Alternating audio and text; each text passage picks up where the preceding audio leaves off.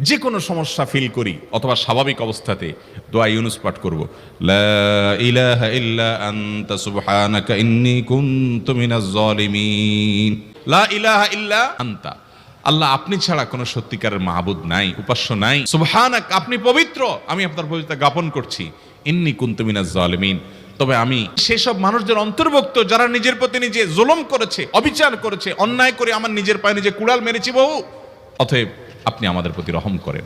এই দোয়া পাঠ করে আল্লাহর একজন নবী জীবনের সবচেয়ে কঠিন পরিস্থিতির মুখোমুখি হয়ে এমন বিপদে পড়েছেন যে বিপদ থেকে উদ্ধারের কোনো পথ ছিল না, আল্লাহ তাআলা অলৌকিকভাবে এই বাক্য পাঠ করার কারণে এর মাধ্যমে আল্লাহ তাকে মুক্তি দান করেছেন। এবং আল্লাহ তাআলা এই ঘটনা কোরআনে উল্লেখ করার পর একটা সুসংবাদ বলছেন আমাদের সবার জন্য, এই বাক্য যদি কেউ হক আদায় করে পড়ে ইমানদারদেরকে আমি রক্ষা করে দেবো। এভাবে নবী সাল্লাল্লাহু আলাইহি ওয়াসাল্লাম বলেছেন, বিপদে আপদে দোয়াটাকে তোমরা আঁকড়ে ধরবা,